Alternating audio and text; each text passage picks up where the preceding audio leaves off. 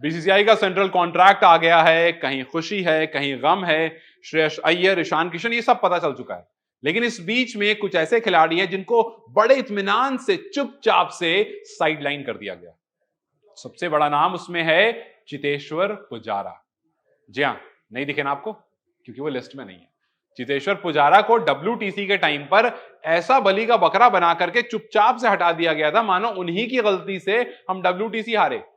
Perform किसी ने नहीं किया था वहां, लेकिन एक खिलाड़ी को बाहर किया गया क्योंकि वो खिलाड़ी वोकल नहीं है।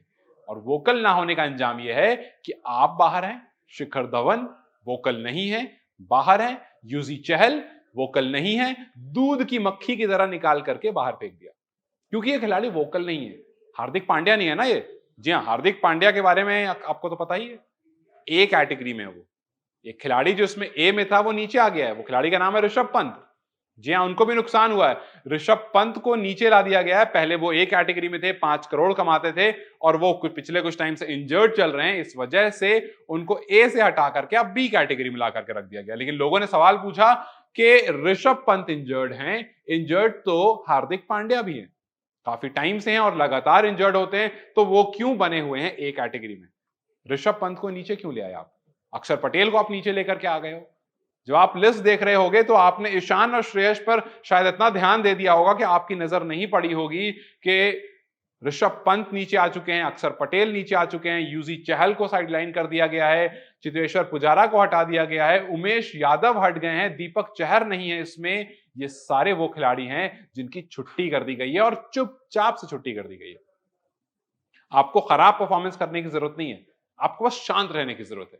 1-2 मैच में आपको हटाया जाएगा, इंतजार किया जाएगा, आपकी फैन फॉलोइंग चेक की जाएगी, कहीं से कोई शोर नहीं हो रहा है तो चुपचाप से इसको हटा करके रख दो, क्योंकि कंपटीशन बहुत ज्यादा है, बहुत सारे लोग हैं जो लाइन में खड़े हैं।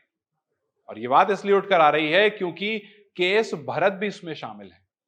केएस भरत को सी कैटेगरी में रखा गया है, तो सवाल ये आने लगा कि केएस भरत को आप अंदर लेकर के आते हो और ध्रुव जुरेल जिसने आपको ये टेस्ट सीरीज जिताई है, जी हाँ, वो सीरीज डिसाइडर था जहां पर आपको परफॉर्मेंस आई थी ध्रुव जुरेल की, तो ध्रुव जुरेल नहीं है इसमें। तो कुछ ऐसे नाम जो बहुत शॉकिंग है, तो ये वो नाम है जिनको निकाल दिया गया है। लेकिन जाते जाते आपको अच्छी खबर ही बताता हुआ जाता हूं, क्योंकि what ends well ends well.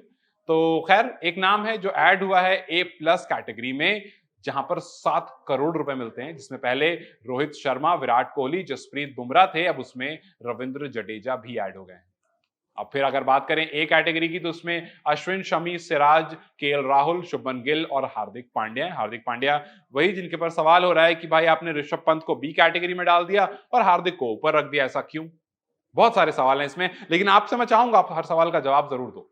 B category में सूर्य कुमार यादव हैं, पंत हैं, कुलदीप हैं, अक्षर हैं, जायसवाल हैं।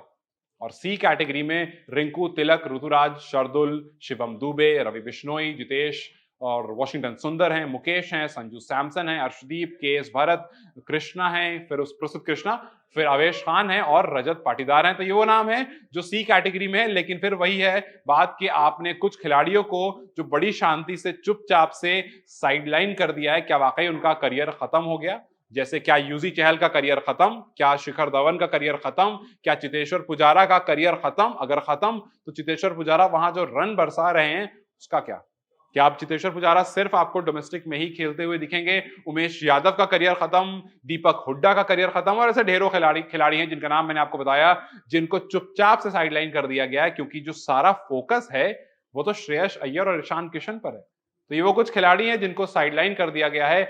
आपको क्या लगता है, क्या वाकई शिखर, दीपक, उमेश यादव, यूजी चहल, चेतेश्वर पुजारा, इनमें क्रिकेट नहीं बचा था? या वाकई इन्होंने इतना बुरा परफॉर्म किया था बीते कुछ सालों में कि इनको इस साल के एनुअल कॉन्ट्रैक्ट में भी जगह नहीं मिली?